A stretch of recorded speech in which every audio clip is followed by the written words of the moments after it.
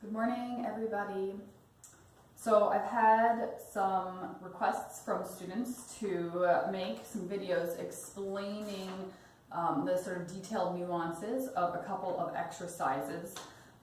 Today we're going to talk about the marching in place exercise. This is an exercise that's designed to help strengthen some of your core muscles that are deeper down inside of your body. So these aren't going to be the muscles that create your six-pack, but these are going to be muscles that help support your lumbar spine, help support your sacrum, and help support your pelvis, start to help you build a little bit of pelvic floor strength, which is really the root of our core strength. There is the pelvic floor. That's part of our body that's helping keep all of our organs inside. So the marching in place exercise, a real big bugaboo, I think, on this exercise is that it seems so easy. And one of the things you have to do is really focus on maintaining your core strength. So this exercise isn't going to make it happen for you. There's a lot of exercises that you just cannot do that movement without engaging that muscle. This exercise, you really do have to focus on keeping your core engaged while doing the exercise. So I've been talking to my students about this idea of hugging their rib cage in. So I don't know if you can see it, maybe like a lot of us tends to walk around with a flared rib cage, and I think this tends to be more common with women, and I think it has to do with the kind of shoes that we wear, right? Wearing heels, oftentimes it lifts your butt up, it sticks your butt out, it causes a really deep, low lumbar curve, and when you've got that deep, low lumbar curve, your chest starts to flare out a little bit. So I don't know if you can see that position. So we're trying to minimize that position by bringing the rib cage in and together, almost like you're bringing your rib cage a little bit closer to the top of your hips here, your hip bone. And I've been instructing people to practice this shushing sound to help engage those muscles, especially if that's like a weird thing. If you've been spending most of your life walking around like this with these muscles sort of open and expanded, it's sort of hard to try and like negotiate that movement with those muscles. So you can do a really sort of intense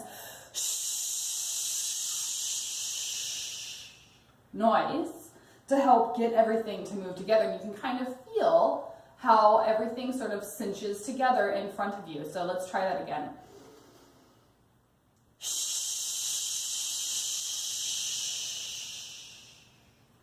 Let's see what that looks like from the side.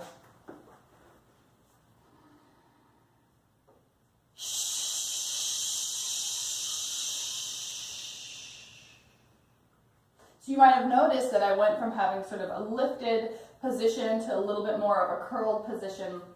My lumbar back started to flatten a little bit. That's going to be okay for initially starting this exercise. So this exercise is done on your back. Let's see what that shushing sound looks like when you're lying on your back.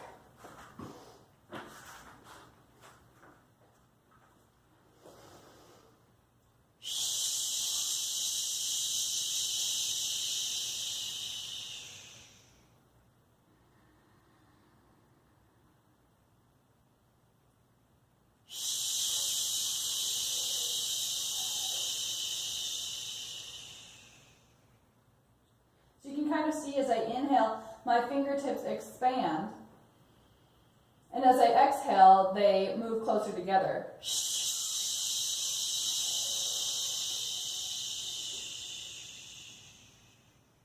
You might also notice this rocking of my hips. So as I inhale, my hips rock away from me, my low back gently arches.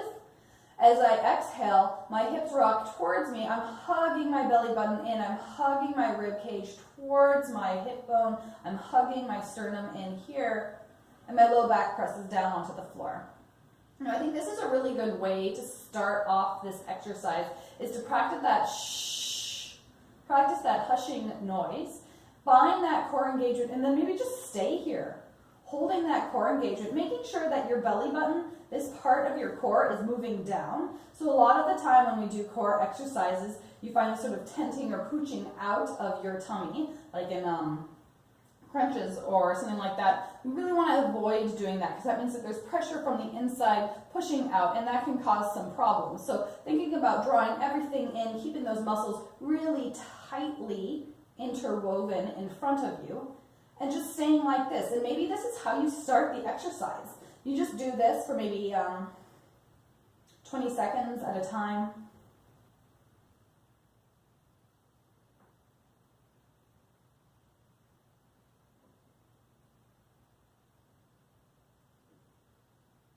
And then let go. And relax, and you can rock your knees from side to side, just sort of letting those muscles soften again. Right? And then think about hugging all those muscles back in. You can continue to use that pushing sound to help you with this. Keeping all those muscles engaged, and if you're ready to move beyond just standing here statically, so without moving, just keeping this core engagement, right? You can start to lift one foot off the floor just a centimeter, right? Just a little bit. And then lift the other foot off the floor just a little bit, right? Keeping your core muscles engaged. So it's your core that's doing the work, not your legs, right? And maybe hinging at the hips here, right? So I'm using this joint here to lift my leg. Maybe that feels like that's sort of distracting from the core engagement. So maybe instead you hinge at the knee and just slide your foot away from you.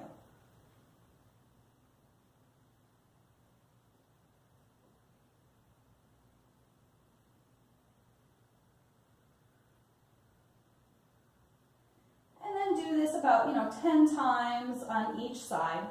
Think about letting your shoulders relax. And I've talked in my classes about how hard it is to keep your shoulders relaxed. Maybe it's impossible, but that's okay. So just keep on thinking about relaxing that. That's a really good way of sort of interweaving that concept of effort and ease into your practice, and then sort of practice bringing it into your daily life. And we can talk about that more nuanced in a different movie or video.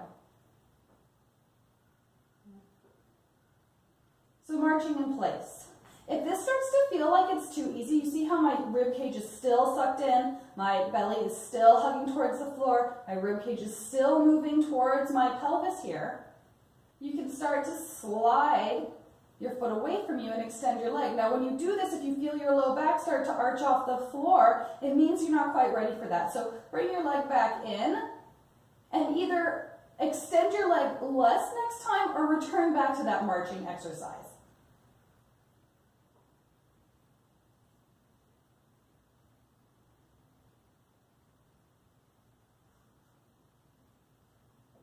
This is a really great core exercise for building strength in the muscles deep down inside of your body that support your low back, your sacrum, and your pelvis, starting to bring a little bit more strength into your pelvic floor.